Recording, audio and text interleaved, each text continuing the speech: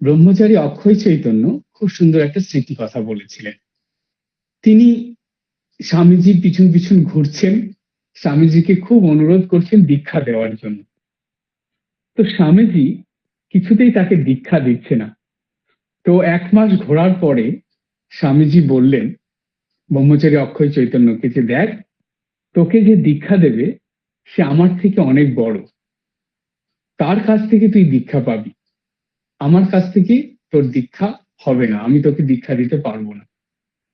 তো তখন ব্রহ্মচারী অক্ষয় চৈতন্য বলছে যে হ্যাঁ আপনার থেকে বড়, বলছে হ্যাঁ আমার থেকেও বড়, তুই অপেক্ষা কর তোর হবে। এরপরে ব্রহ্মচারী অক্ষয় চৈতন্য একদিন ঘুমের মধ্যে স্বপ্ন দেখছেন যে ভোরের বেলা যে তিনি ঠাকুরের কোলে বসে আছেন, ঠাকুর তাকে নিয়ে বসে আছে। হঠাৎ করে দেখছেন একজন দেবী এসেছেন।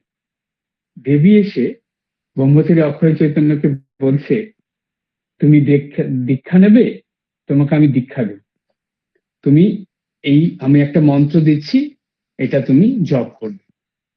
তো ব্রহ্মচারী অক্ষয় চৈতন্য বলছে যে না, আমার দীক্ষা মন্ত্রের কি দরকার, আমি তো ঠাকুরের কাছেই আছি। তো তখন সেই দেবী মূর্তিটা বলছে যে না, তুমি ওনার কাছে থাকলেও উনি তোমাকে দীক্ষা দেবেন না, আমি তোমাকে দীক্ষা দেব, আমি তোমাকে একটা মন্ত্র দেব, তুমি সেই মন্ত্রটা জপ করবে। তো সে তো ব্রহ্মচারী অক্ষয় চৈতন্য বলছে আচ্ছা, এই দীক্ষা নিলে এই মন্ত্র জপ করলে কি হবে? তখন সেই দেবী তাকে বলছে তুমি কবি হবে। তো অক্ষয় চৈতন্য বলছে আমি কবি হয়ে কি করব? তো তখন সেই দেবী বলছে তাকে যে কবি মানে কি জানো?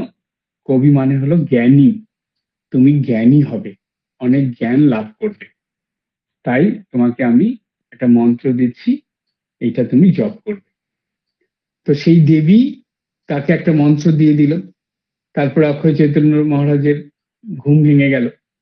পরে তিনি স্বামীজির সঙ্গে দেখা করতে এসেছেন, এসে স্বামীজিকে সব বলেছেন।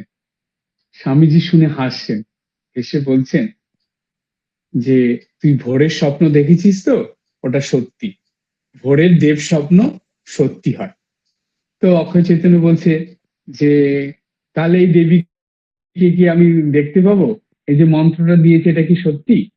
তো স্বামীজি বলছেন অবশ্যই সত্যি, এই মন্ত্রটাই তুই জপ করে যা, ঠিক সময়কালে যেই দেবী তোকে মন্ত্র দিয়েছে তার তুই দেখা পাবি।